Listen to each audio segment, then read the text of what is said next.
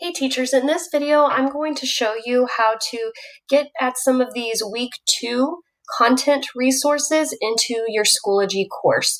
So you can certainly navigate by getting these links and then adding them as assignments yourself. However, we've kind of tried to make an easier way for you through Schoology. So I'm going to go to my Schoology. I'm just going to pick my Sandbox course, okay?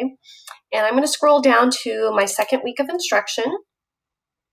From there, I'm going to click on my Monday folder. Now, what I want to do is pull some resources in from the social studies group into my course. So I'm going to go to Add Materials, Import from Resources. I'm going to go to Group, and hopefully at this point you're a member of this MS Social Studies Teachers group. I'm going to click on that and go to 8th grade, week 2, and Monday. Here you'll notice that there's 4 different assignments or resources that are available to you. We're going to click on all 4 and click import. We can always go and edit those once they sit in my course. So it's going to load those into my course under my Monday folder. And there's a few things that you'll need to do before making this live for your students. The first thing that I would suggest is going and unpublishing things so that they're not automatically able to be viewed by students. There's a couple of other things that'll need to be done before this is ready for kids. The first of which you'll notice is live interaction slides. When you click on that link, it makes a copy of the document.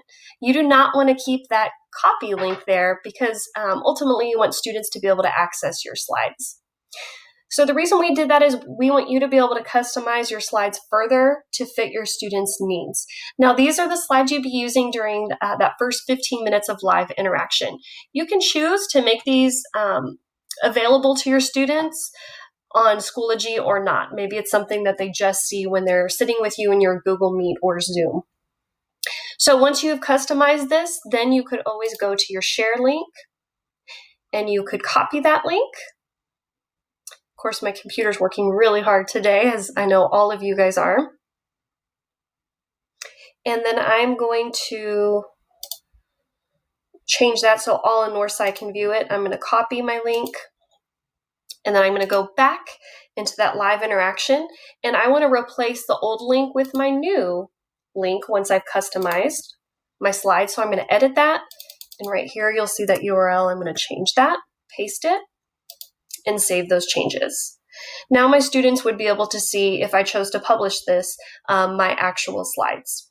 Now the next thing you'll notice is there's just a little introduction activity for kids. I'll let you look at that on your own time. Pretty much ready to go unless you feel like it needs to be changed, but it's ready to go for you. The third thing you'll see is a drag and drop activity. This will need to be changed. You'll notice this says teacher directions here. We don't want to leave it like that for students, right? So I'm going to click on that. And then from here, you can also edit. You'll notice there's a bunch of highlighted directions that we're going to have to take a look at before we turn this around for students. So this assignment requires students to do a drag and drop activity on Google Slides.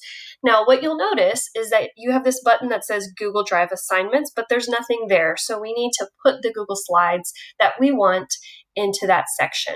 So you notice the directions say that this URL will take us to the Google Slide activity. For whatever reason, it doesn't want to cooperate, so I'm just going to highlight it, right-click it, copy.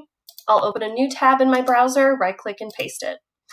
Once I click Enter, you'll notice it's going to ask me to make a copy. This is going to make your own copy. That way, if you want to edit anything, you can, and it's going to place it in your drive. I always recommend that you rename this. Maybe Vasquez copy, you're working in a PLC, you guys are sharing this, you might want to delineate that. And I'm going to share it. Now you want to make sure that you change the sharing settings so that change link in Northside so everyone in Northside can view it, so that your students can view it. I will then copy that link and click on Done. Now I want to go back to my Schoology assignment that I was working on.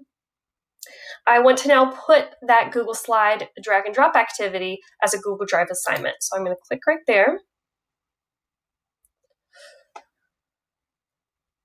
And conveniently, it's right here actually, Vasquez drag and drop assignment.